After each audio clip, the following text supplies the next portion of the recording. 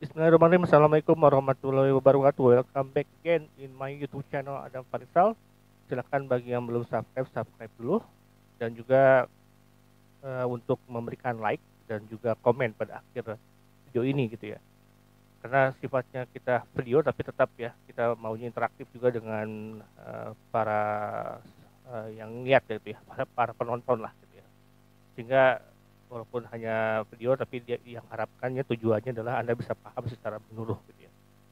Baik, kita membahas yang namanya usaha mikro, kecil, dan menengah (UMKM) ya. Kalau nama lainnya adalah small enterprise, small business ya. Atau sebutnya adalah newbie gitu, startup dan sebagainya gitu.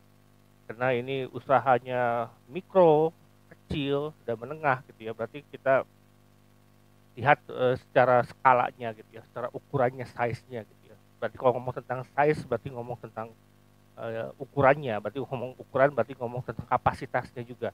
Berarti belum ada pabrikasi, belum ada manufacturing yang besar, belum ada suatu yang mewah gitu ya, berupa fasilitas, berupa alat-alat industrinya dan alat-alat produksinya dan sebagainya. Masih sederhana lah, masih keluarga, masih homemade, masih home industry lah gitu ya. Yang masih dikerjakan oleh sekumpulan orang, tetangga gitu ya, kemudian kerabat dan sebagainya, kemudian dikerjakan secara bersama-sama sehingga menghasilkan suatu bisnis yang bagus ya, gitu ya, suatu baru dan bagus juga gitu. Nah ini saat ini sangat penting sekali UMKM ini karena dia menggerakkan mengembangkan perekonomian masyarakat, khususnya kesejahteraan di lingkungan sekitar tadi juga. Tetangga bisa dipekerjakan, keluarga kerabat yang belum punya pekerjaan bisa kita berdayakan gitu ya, sehingga bisa menyerap tenaga kerja cukup besar juga gitu dibandingkan hanya berharap pada industri yang besar gitu ya. Karena industri besar supply-nya juga terbatas gitu ya. Mereka juga punya kapasitas terbatas, jumlahnya nggak banyak juga. Kalau di UMKM walaupun kecil tapi rencem gitu ya. Kecil tapi banyak di mana-mana sehingga bisa menyerap tenaga kerjanya gitu. Berarti kalau bisa menyerap tenaga kerja berarti eh, mereka punya pendapatan gitu ya. Kalau pendapatannya meningkat berarti kesejahteraan masyarakat juga meningkat, berarti dia memiliki daya beli juga di situ. Nah, bagaimana kita harus uh, berpikirnya konstruktif gitu ya, memberikan kesempatan atau apa ya kita bilang itu uh, ya sinergi semuanya lah, gitu. Selaras semuanya gitu, selaras kemudian bisa meningkatkan pertumbuhan ekonomi yang berkeadilan. Artinya berkeadilan di sini walaupun usahanya kecil tapi bisa punya kesempatan, kasih kesempatan juga bagi mereka untuk bisa berkembang gitu. Bagaimana bisa bersaing dengan perusahaan-perusahaan yang dari asing. Jadi berkeadilan di situ. Jadi setiap orang, setiap industri atau setiap UMKM mereka bersaing secara sehat, secara baik juga gitu ya. Ya jadi lebih mengutamakan nanti ya kualitas.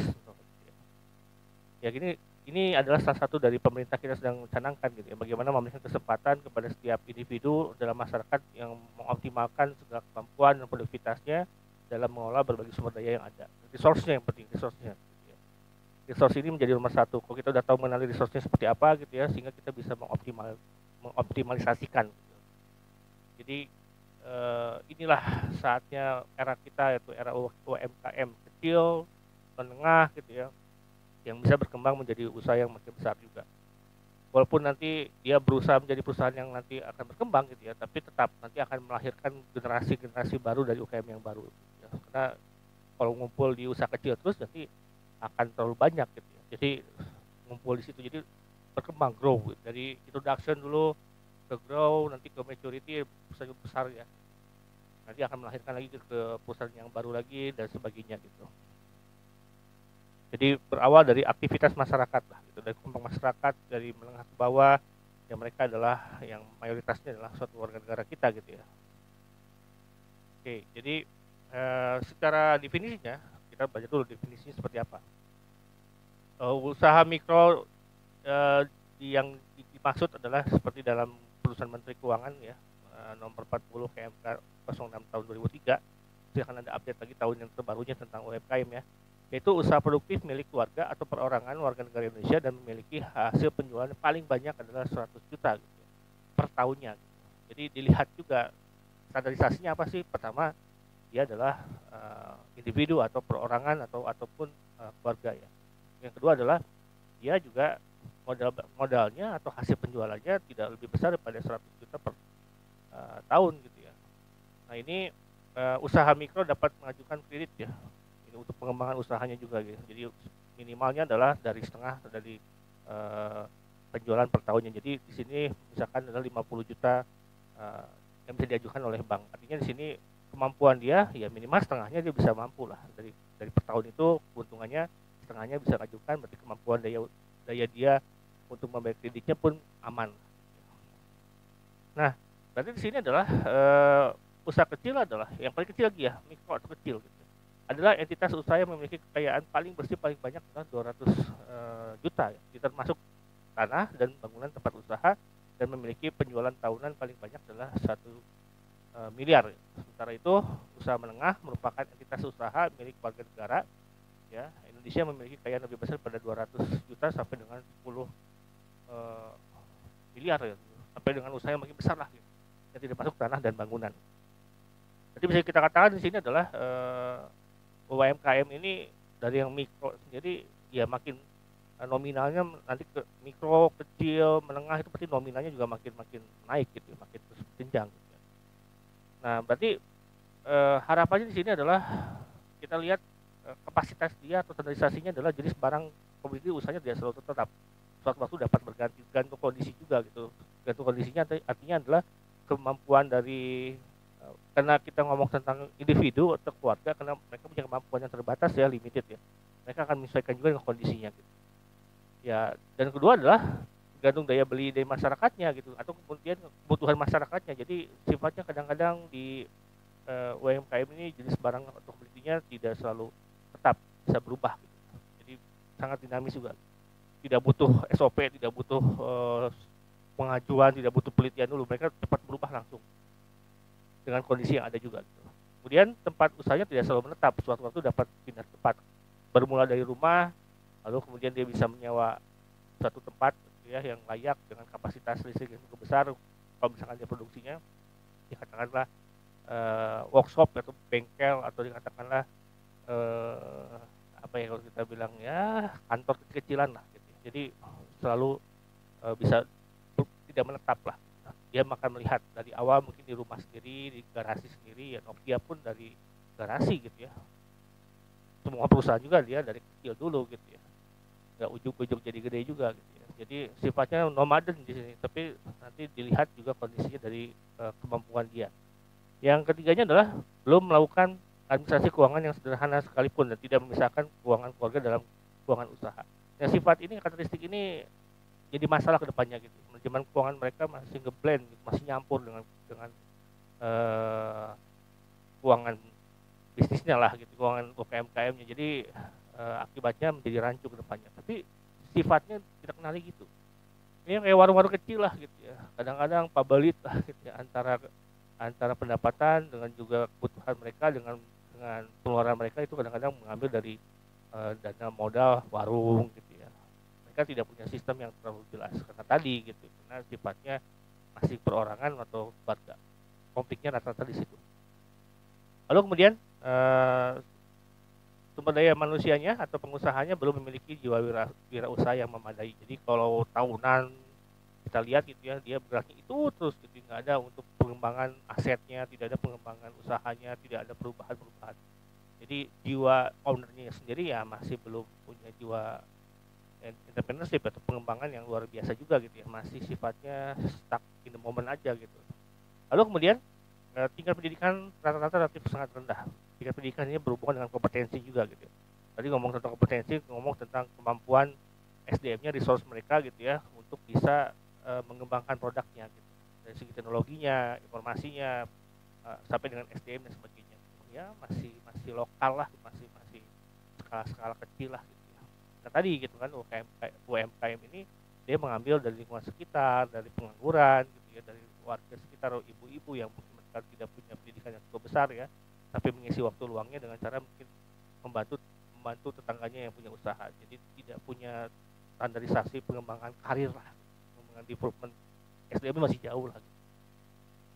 Lalu kemudian umumnya belum akses kepada perbankan, namun sebagian besar dari mereka sudah akses ke lembaga keuangan non bank ya. Biasanya ke koperasi ya.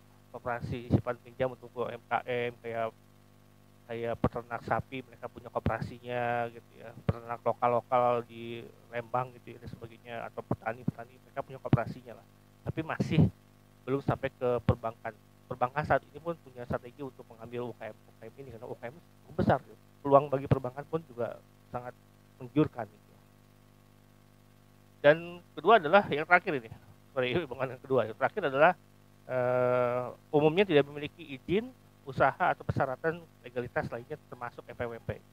Jadi belum punya izin legal gitu ya, hanya jadi kita lihat rata-rata nggak punya plang. Karena kalau udah ada plang berarti di situ ada resmi ya, legalitasnya, ada pajaknya dan sebagainya. Jadi betul-betul hanya dari itikat baik dari mereka buat usaha, buat memenuhi kebutuhan mereka, buat usaha, akhirnya berkembang. Mungkin salah satu contohnya kayak kalau rekomendasi filmnya kayak Preman Pensiun lah, gimana Kang Mus bikin kecimpring lah gitu ya. Dari kecil berkembang akhirnya dia bisa penjualan juga besar juga gitu. Ya, jadi udah ada contoh-contohnya apa seperti perorangan, peternak gitu ya, sapi, kambing gitu ya, kemudian nelayan juga, dan para pembudidaya yang lainnya lagi. Industri makanan dan minuman, wah industri makanan kayak sekarang banyak nggak butuh namanya tempat sekarang gitu ya. Anda cuma punya marketplace gitu ya, punya Gojek, punya Grab, Anda bisa ya, di situ rumahnya mah biasa gitu. Jualan puding, jualan apa gitu ya, mereka yang beli ke sana. Industri makanan, minuman dan sebagainya sekarang makin berkembang lah gitu. Kemudian usaha perdagangan seperti kaki lima dan sebagainya gitu ya. Dia pasar tradisional juga itu termasuk UMKM juga gitu. Jangan sangka gitu, jangan salah juga, mereka itu penghasilnya cukup besar juga gitu, walaupun kelihatannya receh gitu, tapi wah nominalnya cukup besar gitu. Untuk punya lapak di satu pasar aja, misalkan dia jual toge aja ya, wah luar biasa gitu ya. Gitu.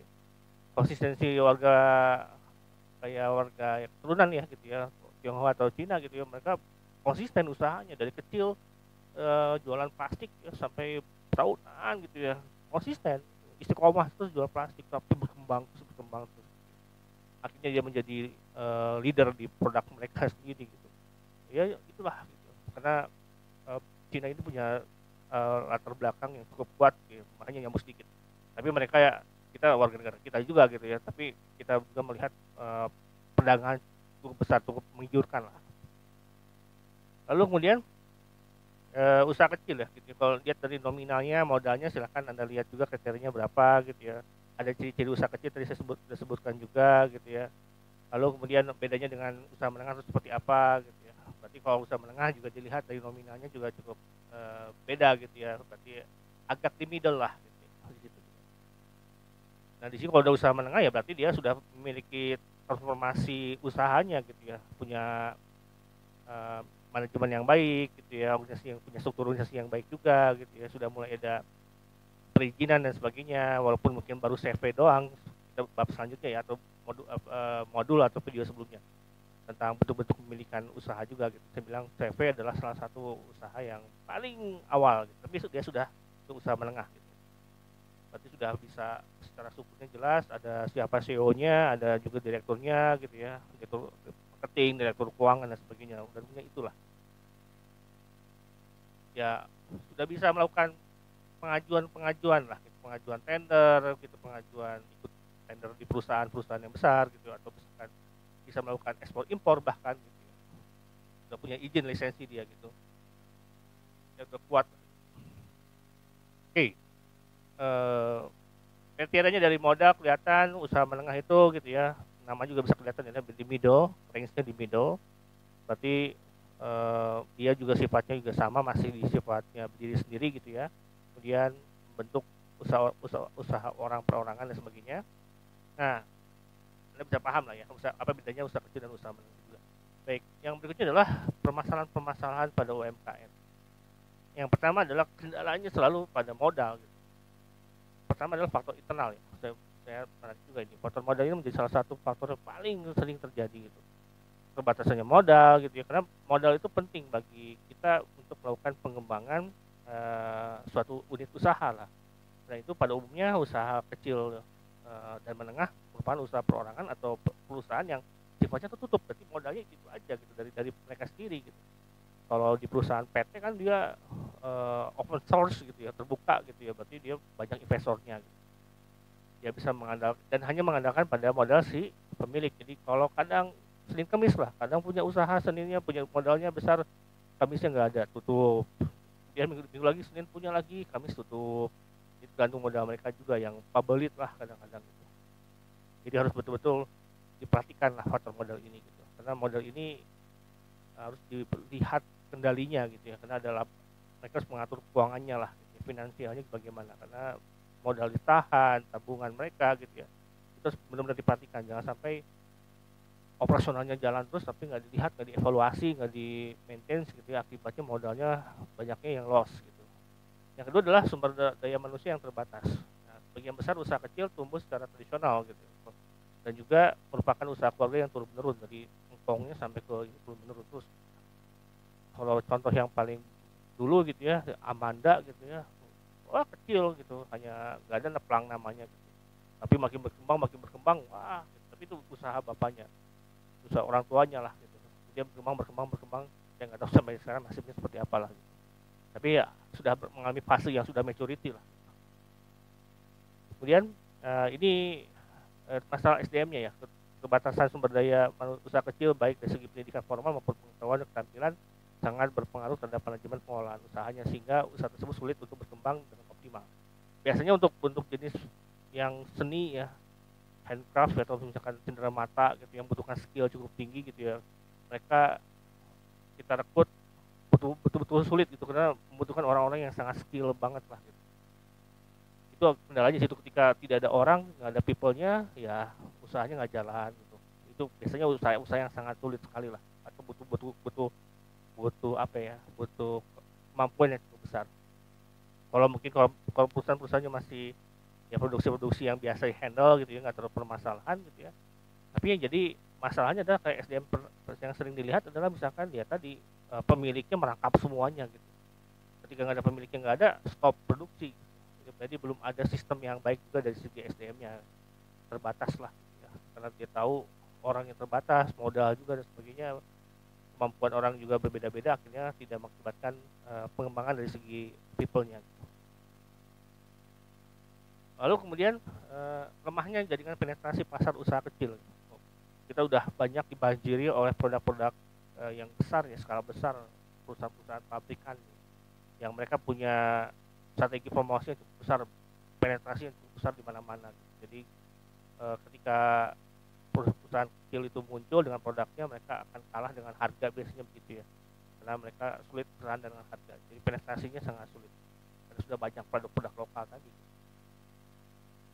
Lalu kemudian yang kita bandingkan dengan faktor eksternalnya, silakan dikondisikan, dilihat, identifikasi dulu faktor internalnya mana.